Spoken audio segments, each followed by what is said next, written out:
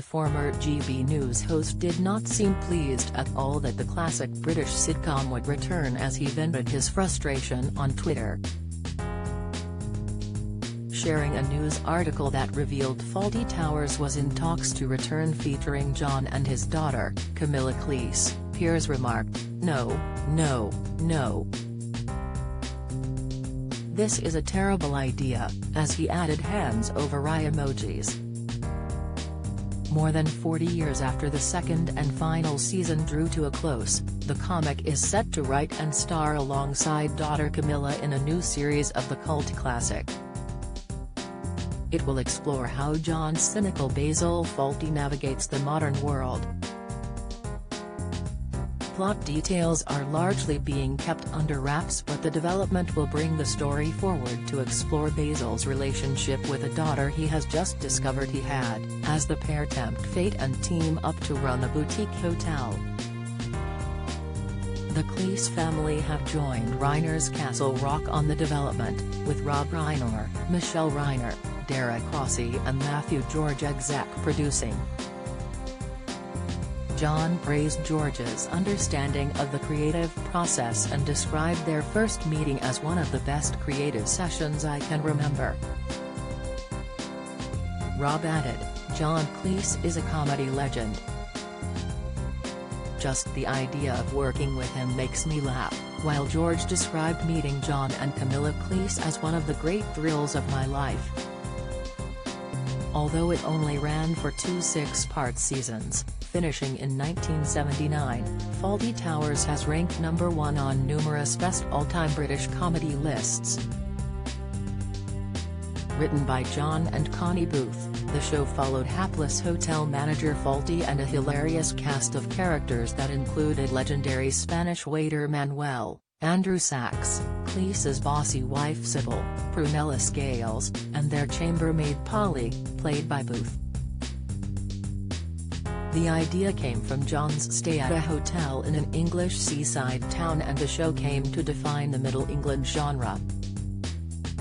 The 83-year-old actor and comedian recently asked his 5.6 meters Twitter followers, "Can anyone, including BBC employees, tell me why the BBC has not shown Monty Python for a couple of decades?"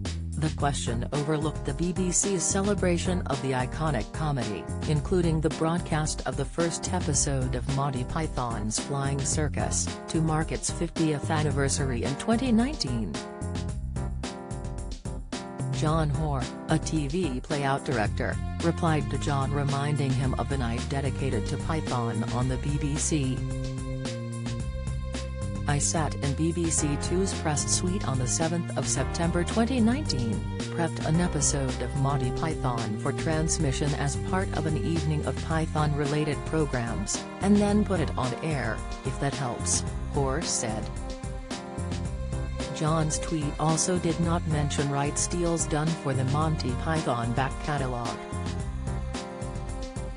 The show and movies, including Monty Python and the Holy Grail, all stream on Netflix in the UK.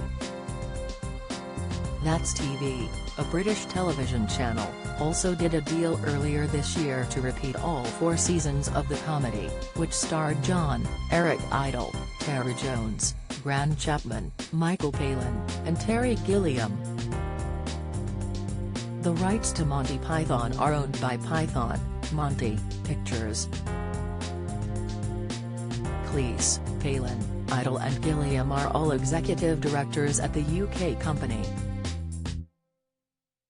The actor and comic is soon set to make a documentary for Channel 4 on the subject of free speech.